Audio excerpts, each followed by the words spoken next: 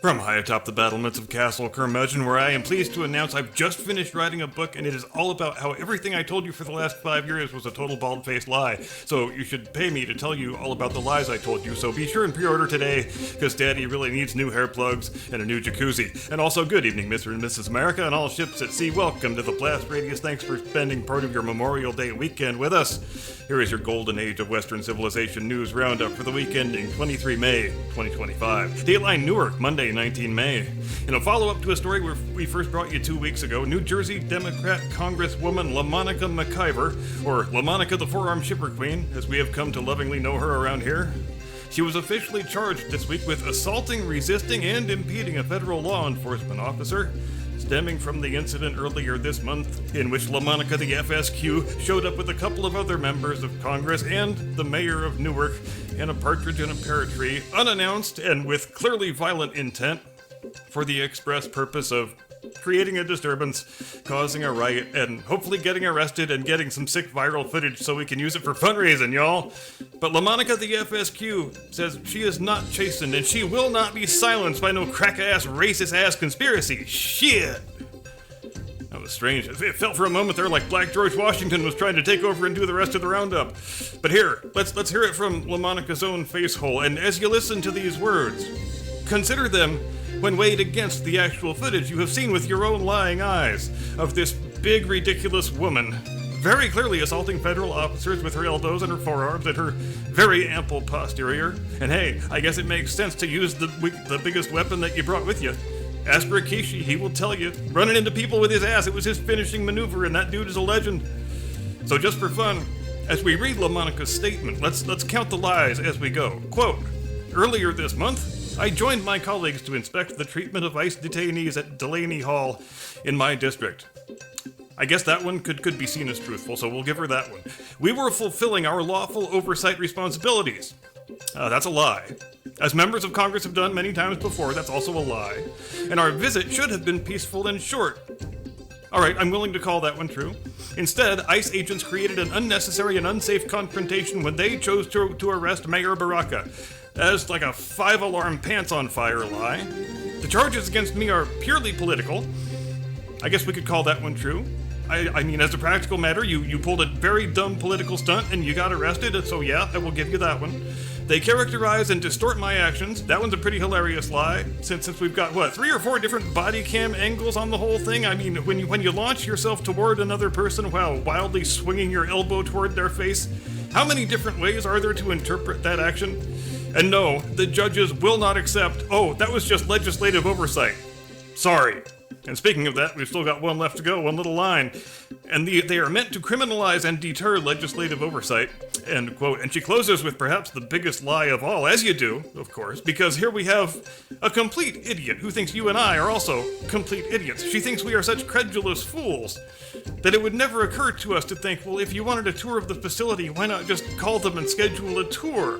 Why show up with a rent-a-mob and 2 camera crews and start banging on the gates and assaulting people? But yes, clearly it was the ICE personnel who instigated the physical confrontation here. You guys were just minding your own business. So God bless you, LaMonica, you and your flying forearm of doom. I think I speak for all of us here at the Blast Radius when I say we look eagerly forward to seeing you working the independent pro wrestling circuit after the voters throw you out of Congress early next year. Dateline Washington, Tuesday, 20 May. Well, I guess if you came here tonight hoping to hear this reporter throw down on dull, unexceptional, narcissistic, disingenuous, intellectually stunted, self-obsessed, impossibly annoying female members of Congress, then I think you're in luck. Because Nancy Mace was in the news this week too.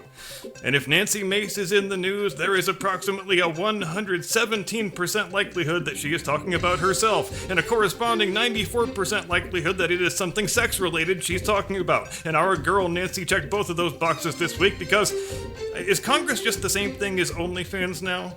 Is that where we are? And have I mentioned lately how much the all-consuming gynocentrism of our present-day political discourse really warms the cockles of my heart? How all political messaging is crafted to have maximal appeal to female emotions and female predilections? How every question in every news interview is framed in terms of feelings and emotions? Now, I am not here to say that women's suffrage was a disastrous mistake, but back to the Nancy Mace story. So, earlier this week, because Congress and OnlyFans are the same thing now, Nancy Mace announced on Twitter, as you do, that the following day, during an honest-to-God U.S. congressional hearing, she, Nancy Mace, was going to show her nudes to the whole wide world.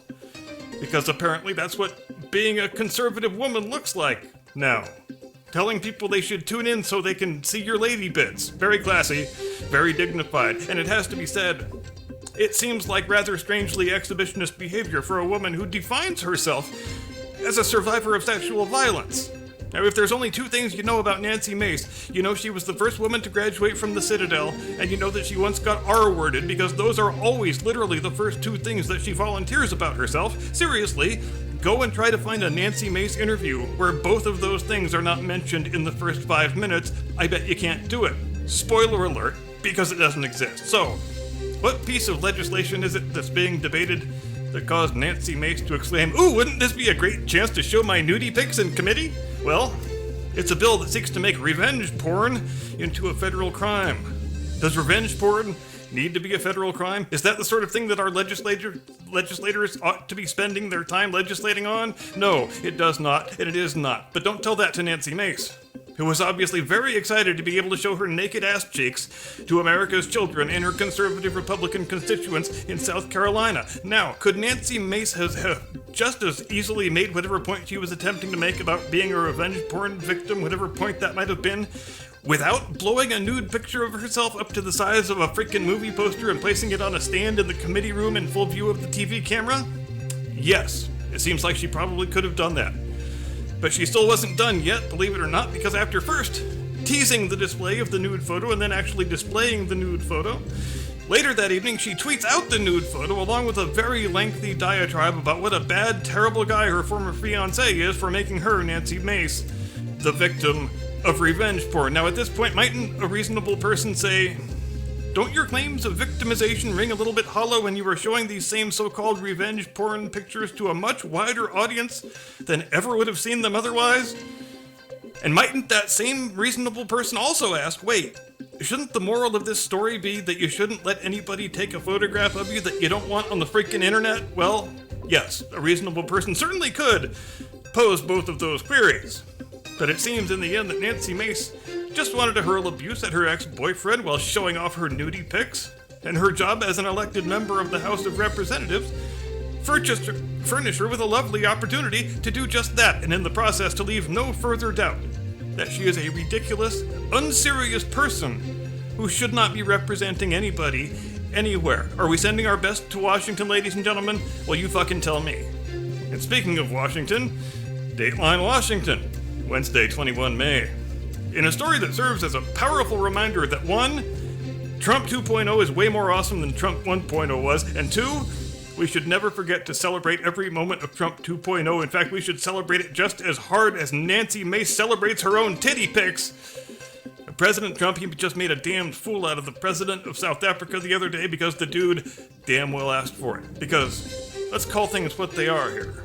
Your mainstream fake news media want you to believe that your president is some sort of unhinged maniac who ambushes foreign leaders in the Oval Office for no better reason than because he's an authoritarian oligarch autocrat or something.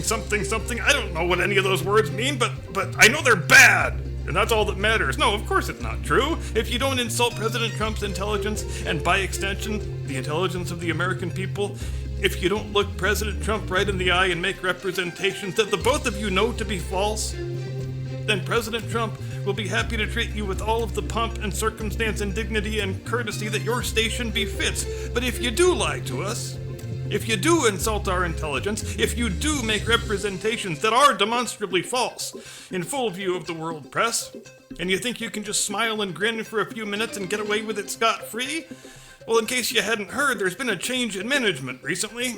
We have swapped out the semi-animated cadaver, the guy who looks like a half-melted wax mannequin, and we have replaced him with a real man and a real leader, who doesn't look kindly on you sitting there in our executive mansion insulting our people's intelligence. In fact, he doesn't like that one little bit. So if you do come here and you do try to play us like that, well, Our president will bring the receipts on your ass, and he will make you sit there squirming uncomfortably until he is damn good and finished reading them all out, each and every one. And he may dim the lights and play a video that exposes the bald-faced lies that you just tried to tell approximately 30 seconds ago. I'm just saying, President Ramaphosa, may I call you Cyril? I find it difficult to believe you came here thinking you could deal with President Trump in the same way that you used to deal with the corpse of Joe Biden. I find it difficult to believe you came here thinking you could hand-wave away the human rights abuses of your own regime by just flatly denying that any of it was really real. But you know what I think your fatal mistake was? I think you came here thinking that because you had the support of our corporate fake news media, that they would just smooth the whole thing over and make you look good, and that would be all that mattered. You didn't expect to have any receipts thrown in your face, and I think perhaps most crucially of all, you don't have any appreciation of the extent to which our fake news media have long since lost their ability to shape public opinion in any meaningful way. I think you imagine that things are the same way in America that they are in your area of the world, that most people believe the regime media, even when the regime media stand in opposition to the current president. I mean, after all, we've seen numerous cases of corrupt regime media bringing down duly elected chief executives in the last half-century. We had Richard Nixon here in the United States, Vicente Fox in Mexico, Jair Bolsonaro in Brazil, Imran Khan in Pakistan. The only scalp those forces have failed to take, having tried their very, very best, despite having tried harder for longer than they ever tried to do a thing before, is the scalp of President Donald Trump. Though they did manage to shoot off a little bit of his ear, so I guess that's something. And maybe President Ramaphosa just hasn't gotten the memo yet that the old world has come and gone and he is living in an altogether different one now. A world where you can't just smile awkwardly and make some half-hearted assurances and have everything go on just as it went on before. A world where, if you're going into a meeting with the US president, you can expect him to bring the receipts and not be bashful about waving them around. A world where, if you're engaged in human rights abuses, you will find no shelter in institutional norms or diplomatic protocol. You will be called out on it publicly, as well you ought to be.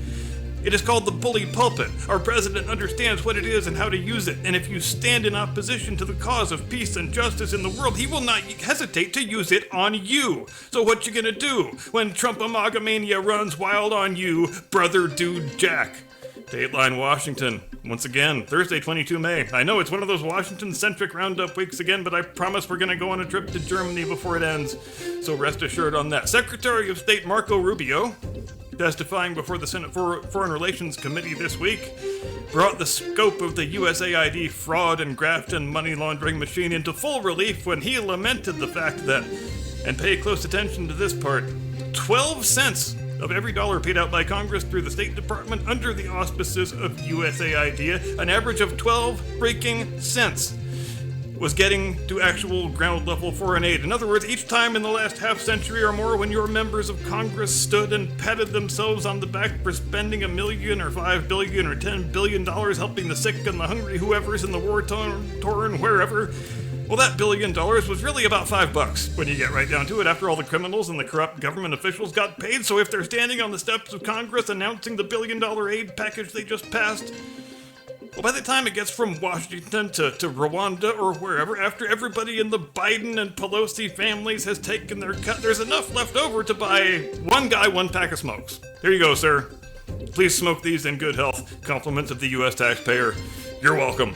And if you haven't watched this hearing, I do encourage you to go take a look at it, because Secretary Rubio is really hitting it out of the park lately. He was viewed for a long time when he was in the Senate, and not incorrectly, as sort of an establishment fence-sitter, if you will, but it seems like he's had a real sort of come-to-Jesus moment since he took on his current post and got a good look below decks into the proverbial engine room of the State Department, and he seems to have been genuinely shocked by the extent of the corruption and abuse and mismanagement that he has found down there. And for the senators in the committee room, it shouldn't make a difference, but it does.